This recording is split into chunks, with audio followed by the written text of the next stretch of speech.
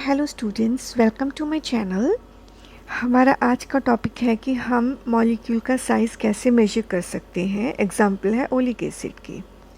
अभी तक हमने पढ़ा है कि हम पैरालेक्स मेथड के साथ बड़े बड़े डिस्टेंसेस मेजर कर सकते हैं, जैसे एस्ट्रोनॉमिकल डिस्टेंसेस, जैसे डिस्टेंस ऑफ मून फ्रॉम अर्थ या किसी प्लैनेट का डिस्टेंस अर्थ के साथ मेजर करना है तो उसके लिए हम पैरालेक्स मेथड यूज़ करते हैं। अब छोटे मॉलिक्यूल का साइज़ हम कैसे मेजर करेंगे? इस केस में हम simple example oleic acid molecule की लेंगे। तो उसको समझने के लिए पहले हम इसका कॉन्सेप्ट समझते हैं कि हम अगर ओलिक एसिड मॉलिक्यूल का साइज़ मेजर हमने करना हो, इतना छोटा साइज़ जो कि हम स्केल के साथ नहीं मेजर कर सकते, तो हम कैसे मेजर करेंगे? तो आइए समझते हैं कॉन्सेप्ट को पहले।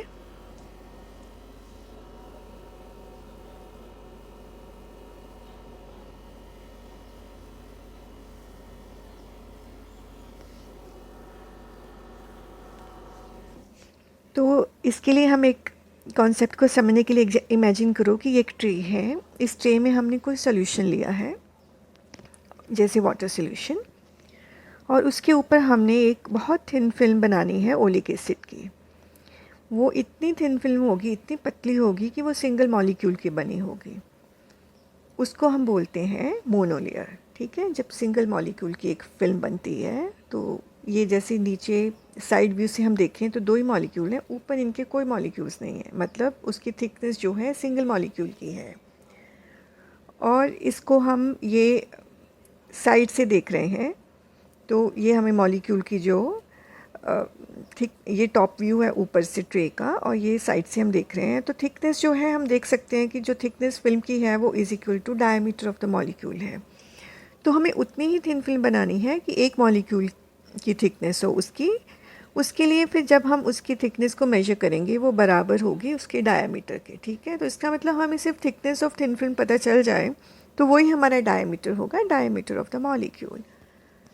तो उसके लिए हमने इसको इसलिए इतना पतला लेयर बनाया है। और थिकनेस टी कैसे मेजर करेंगे? उसके जहाँ से हमें डायमीटर पता चलेगा, थिकनेस टी को मेजर करने के लिए आइए हम समझते हैं।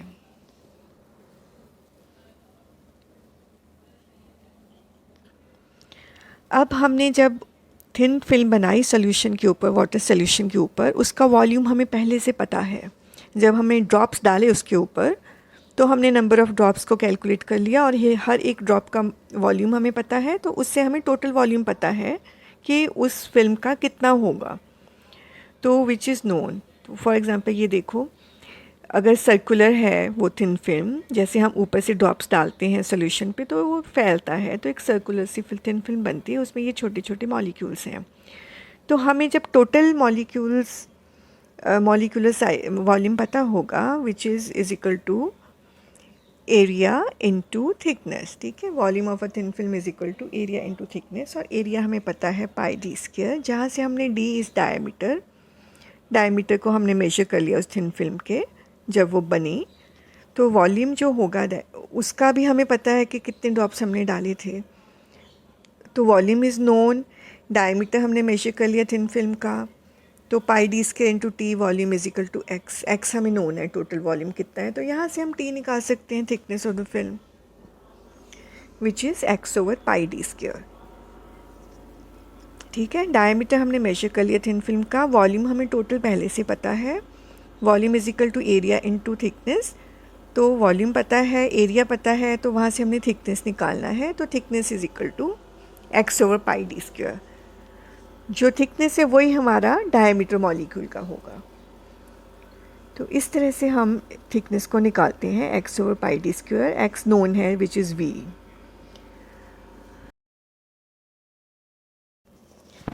आइए अब समझते हैं हम कि हम ये एक्सपेरिमेंट कैसे करेंगे मॉलिक्यूल का साइज़ निकालने के लिए, ओलिक एसिड मॉलिक्यूल का साइज़ निकालने के लिए। तो उसमें सबसे पहला स्टेप है, स्टेप नंबर 1, कि हमने ओलिक एसिड का सॉल्यूशन बनाना है। क्योंकि हमने ओलिक एसिड का ही मॉलिक्यूलर साइज़ निकालना है तो हम सबसे पहले उसका एक सॉल्यूशन बनाएंगे, जिसमें हम 1 centimetre cube of oleic acid लेंगे, और बाकी पार्ट्स 19 पार्ट्स जो होंगे उसमें अल्कोहल होंगे, ताकि टोटल वॉल्यूम हमारा 20 सेंटीमीटर क्यूब बने। सो 1 centimetre cube of folic acid in alcohol so that total volume is 20 centimetre cube. तो 20 सेंटीमीटर क्यूब सोल्यूशन जो बन गया, अब हमने इसी सॉल्यूशन का फिर से 1 सेंटीमीटर क्यूब लेना है। 1 centimetre cube of this solution जो हमने बनाया अभी 1 पार्ट ओलिक एसिड लेकर in alcohol, total 20 centimetre cube volume बनाया जो, उसी का फिर से 1 सेंटीमीटर क्यूब वॉल्यूम लेकर फिर उसमें बाकी का अल्कोहल डालकर टोटल वॉल्यूम 20 सेंटीमीटर क्यूब बनाना है, मतलब काफ़ी डाइल्यूट करना है। तो 2 स्टेप्स में हमने एक्चुअली इसकी डाइल्यूशन की है। फर्स्ट स्टेप में oleic acid total volume 20 centimetre cube in alcohol बनाया, सेकेंड स्टेप में वही बनाया, तो हमारे पास बना कॉन्सेंट्रेशन उसका 1/20 into 1/20 centimetre cube of oleic acid पर सेंटीमीटर क्यूब। तो 2 स्टेप्स में हमने इसलिए किया ताकि हमारा कम सोल्यूशन यूज़ करके, कम अल्कोहल यूज़ करके हमारे पास ज़्यादा डाइल्यूशन बन जाए। तो 1/20 into 1/20 centimetre cube of folic acid पर सेंटीमीटर क्यूब सोल्यूशन में बन गया। सेकेंड स्टेप में हमने अब सोल्यूशन ये बनाकर हमने रख लिया। सेकेंड स्टेप में हमने लाइकोपोडियम पाउडर लेना है। लाइकोपोडियम पाउडर जो है वो हम इसलिए यूज़ करते हैं क्योंकि अगर हम डायरेक्टली पानी के ऊपर में ओलिक एसिड डालेंगे तो वो हमें नज़र नहीं आएगा। ये पानी है, वाटर सोल्यूशन लिया हमने एक ट्रे में,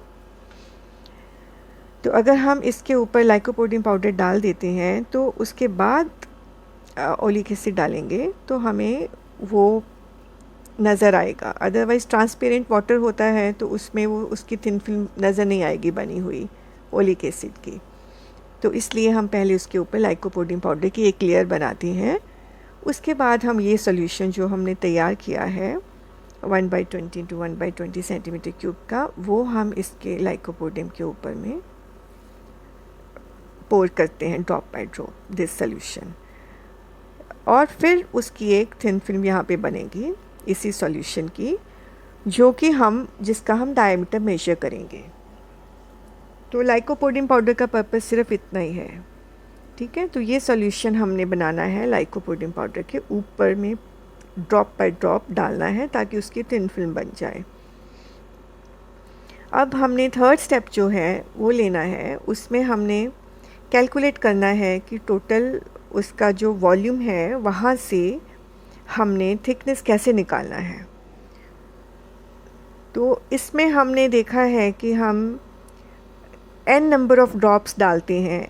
अगर नंबर ऑफ़ ड्रॉप्स डालते हैं लाइकोपोडियम के ऊपर में, अगर वो नंबर ऑफ़ ड्रॉप्स इस सोल्यूशन के अगर n हैं और v अगर हर एक ड्रॉप का वॉल्यूम है, तो जब हमारे पास थिन फिल्म बनेगी तो उसका भी वॉल्यूम जो होगा n इंटू v होगा।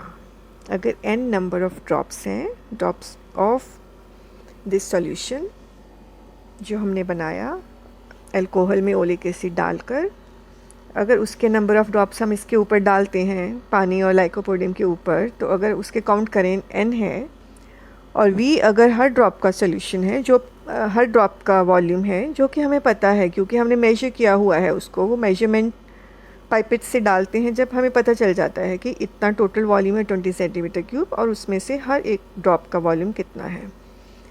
तो टोटल वॉल्यूम हमें पता चलता है कि NV सेंटीमीटर क्यूब है। तो उसी वॉल्यूम की हमने थिन फिल्म बनाई है इसके ऊपर, इस वाटर सोल्यूशन के ऊपर, लाइकोपोडियम पाउडर के ऊपर जो बनी है वो इसी वॉल्यूम की फिल्म बनी है क्योंकि उतना ही हमने डाला है टोटल।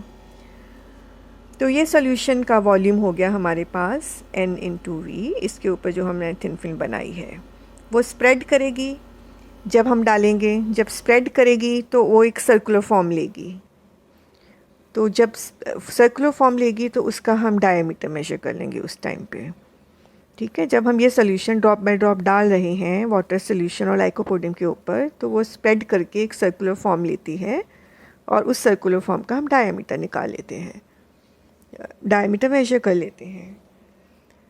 तो हमारे पास आ गया total volume of the film is equal to n into v centimetre cube, जो कि थिन फिल्म बनी है उसका, और वहाँ से हमने इसका ये तो हो गया total volume of that solution. अब उसमें ओलिक एसिड का कितना वॉल्यूम है वो उसकी कॉन्सेंट्रेशन हमें पता है 1/20 इंटू 1/20। तो ओलिक एसिड का वॉल्यूम उस सोल्यूशन में टोटल वॉल्यूम कितना होगा NV into 1/20 into 1/20 centimetre cube. ठीक है, N इंटू वी तो टोटल सोल्यूशन का वॉल्यूम है और सोल्यूशन में ओलिक एसिड की कॉन्सेंट्रेशन हमें पता है कितनी है। तो ओलिक एसिड, सिर्फ ओलिक एसिड का वॉल्यूम कितना होगा, total volume NV into concentration of oleic acid, और वहाँ से हम T निकाल सकते हैं फिर वॉल्यूम डिवाइडेड बाय एरिया। तो वॉल्यूम डिवाइडेड बाय एरिया करके जब हमने कैलकुलेट किया तो इसका मॉलिक्यूलर साइज़ आया 10⁻⁻⁹ मीटर्स। तो इस तरह से हमने ओलिक एसिड के मॉलिक्यूल का साइज़ निकाला इस फॉर्मूला से, T = NB/20 × 20 × area. Thank you.